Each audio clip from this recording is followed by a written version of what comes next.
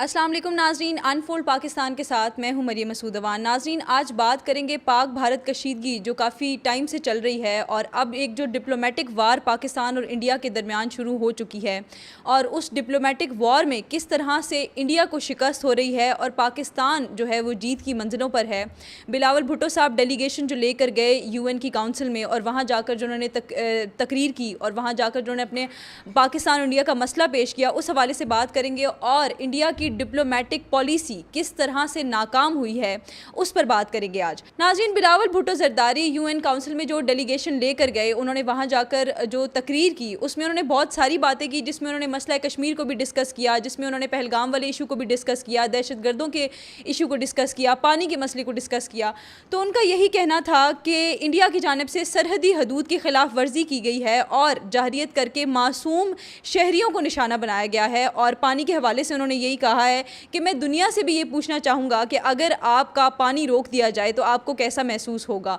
और इंडिया ने इस चीज़ की भी खिलाफ वर्जी करते हुए पाकिस्तान का पानी रोका है। दहशतगर्दी इंडिया की तरफ से जारी है। आपने देखा है कि बलूचिस्तान में जो दहशतगर्दियाँ होती हैं उसमें इंडिया बहुत ज़्यादा इन्वॉल्व रहता है। पाकिस्तान ने इंडिया से पहले भी ये मुतालबा किया था कि आप हमारे सामने एविडेंस रखें, उन्होंने एविडेंस नहीं रखे और फिर उसके बाद हमला कर दिया और उस हमले का मुंह तोड़ जवाब भी इंडिया को दिया गया। अब नाज़रीन, यहाँ पर गौरतलब बात है कि जब इंडिया ने पाकिस्तान पर हमला किया था तो उसका बड़ा मुंह तोड़ जवाब इंडिया को मिला, जो इंडिया ने अभी तक भी शायद एक्सेप्ट नहीं किया है। लेकिन इंटरनेशनली और नेशनली और रीजनली हर किसी को ये मालूम है कि शिकस्त किसको हुई और किसको नहीं हुई। यहाँ पर एक गौरतलब बात ये भी है नाज़रीन कि इससे पहले भी हमने ये देखा है कि हमेशा अमेरिका या फिर वेस्ट ममालिक जितने भी हैं वो इंडिया का साथ ज़रूर देते हैं, लेकिन इस सारे सिनेरियो में, उस सारे मसले में वेस्ट का साथ इंडिया की तरफ नज़र नहीं आया। इंडिया को अमेरिका से बहुत ज़्यादा उम्मीदें थी, रशिया से उम्मीदें थी, वो उम्मीदों पर पानी फिर गया और उन्होंने उस तरह से इंडिया का साथ नहीं दिया है।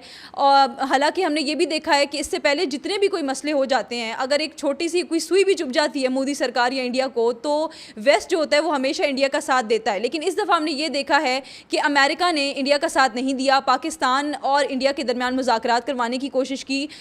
पाकिस्तान और इंडिया की ये जो कशीदगी हुई इसमें सब ने न्यूट्रल किरदार अदा किया और सब ने यही कहा कि इस जंग को यहीं थम जाना चाहिए। इंडिया गलत किरदार अदा कर रहा है। इंडिया को बहुत सारी कंट्रीज से ये भी बात सुनने को मिली कि आप यहाँ पर रुक जाएं, वरना जो है ना सख्त आपके खिलाफ कोई ना कोई एक्शन लिया जाएगा। अब इन चीज़ों की दो चीज़ें हैं इसमें। एक तो ये कि पाकिस्तान की जो डिप्लोमेटिक स्ट्रेटजी है वो बहुत ज़्यादा अच्छी है। पाकिस्तान के प्राइम मिनिस्टर शहबाज शरीफ जब बाहर जाते हैं, ईरान गए, आज़रबाईजान गए, तुर्की गए, सबके साथ जो है वो दौरे किए और बड़े सक्सेसफुल दौरे हुए। रशिया जो कि पाकिस्तान के साथ इतना ज़्यादा अटैच नहीं था, जिसकी ज़्यादा अटैचमेंट इंडिया के साथ थी, उसने भी पाकिस्तान के साथ प्रोजेक्ट करने के लिए जो है वो हामी भर दी है। उसके अलावा आज़रबाईजान, ईरान और तुर्की के साथ हमारी पहले ही इत्तेहाद बहुत ज़्यादा है और चाइना का किरदार इसमें सबसे ज़्यादा आ गया। पाकिस्तान चाइना की दोस्ती हमने पहले भी देखा है बहुत ज़्यादा रही है, तो चाइना का किरदार भी इसमें बहुत ज़्यादा है। तो इस सारी सिचुएशन में हमने ये देखा है कि जो पाकिस्तान का इंटरनेशनल किरदार था और डिप्लोमेटिक किरदार था वो बहुत ज़्यादा था। पाकिस्तान के प्राइम मिनिस्टर और ना सिर्फ प्राइम मिनिस्टर, पाकिस्तान के फील्ड मार्शल आसिम मुनीर भी उनके साथ गए दौरों पर। और दूसरी तरफ अगर इसके कंपैरिजन में आप इंडिया को देखें तो मोदी हुकूमत, एक जगह पे भी मोदी इंटरनेशनली हमें कहीं पर नज़र नहीं आए। कोई डेलीगेशन लेकर मोदी नहीं गए, कोई दौरा मोदी ने नहीं किया है। मोदी सिर्फ और सिर्फ इस वक्त इस चीज़ में मसरूफ़ हैं कि किसी तरह से इलेक्शन हो और वो बस अपनी पोजीशन मेंटेन करके लोगों को बेवकूफ़ बना दें और वहाँ पर उनकी लोगों में जाकर जल से जुलूस करें, वहाँ जाकर फेक प्रोपेगेंडा फैलाएं।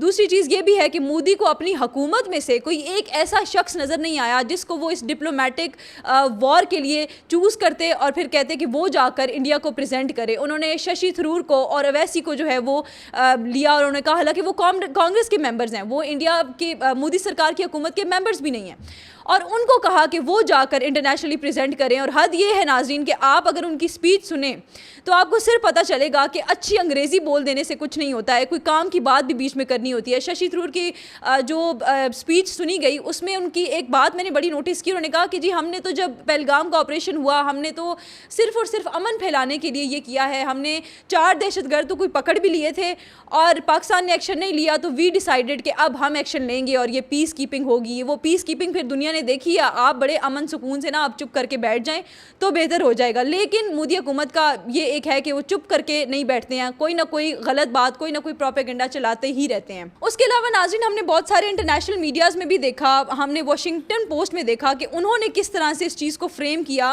उन्होंने भी इस चीज़ को इसी तरह से फ्रेम किया हुआ था कि जो मोदी की डिप्लोमेटिक पॉलिसी है वो नाकाम गई है। इसी सारे मसले पर जो इंडिया के अंदर से आवाज़ें उठी वो भी यही उठी कि जो डिप्लोमेटिक पॉलिसी है इंडिया की वो ज़ीरो है। सुशांत सिंह जो कि south Asian studies Yale university में टीचर हैं इंडिया के ही, उन्होंने कहा कि first and foremost an acknowledgement that mister Modi's diplomatic and foreign policy has failed. और ये ना सिर्फ इन्होंने बात की है, कांग्रेस के बहुत सारे मेंबर्स ने ये बात की है, उसके अलावा उनकी अपनी आर्मी में से लोग उठ रहे हैं। ब्लूमबर्ग को जो इंटरव्यू दिया गया था उसमें भी इस चीज़ का एतराफ़ किया गया था कि जी जहाज़ हमारे गिराए गए हैं।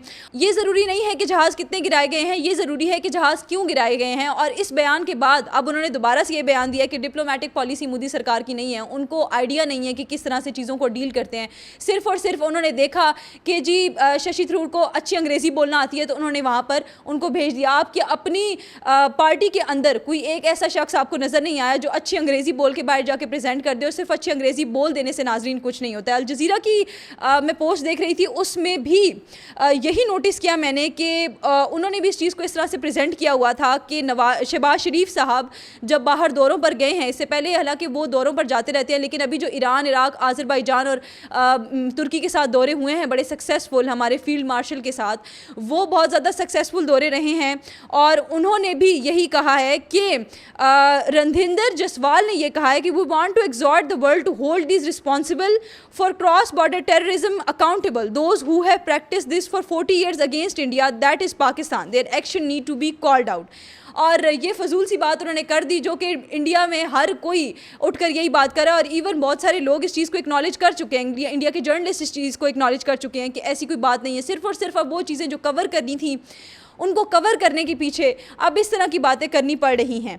तो क्रक्स नाजरीन ये है कि बिलावल भुट्टो जरदारी साहब जो डेलीगेशन लेकर गए, काफ़ी कामयाब डेलीगेशन रहा है, काफ़ी कामयाब डिप्लोमेटिक पॉलिसी रही है उनकी। इन कंपैरिजन इंडिया जो है वो इंटरनेशनली इतना ज़्यादा हमें नज़र भी नहीं आ रहा है, ना ही इंटरनेशनल मीडिया उनके हवाले से उस तरह से बात कर रहा है जैसे पाकिस्तानी जो डेलीगेशन है उसके हवाले से बात हो रही है। तो नाजरीन अपनी राय का इजहार कमेंट सेक्शन में ज़रूर कीजिएगा कि इस डिप्लोमेटिक पॉलिसी के हवाले से आप क्या सोचते हैं। मज़ीद अपडेट्स आपको साथ साथ देते रहेंगे। अनफोल्ड पाकिस्तान के साथ दीजिए इजाज़त। अल्लाह हाफ़िज़।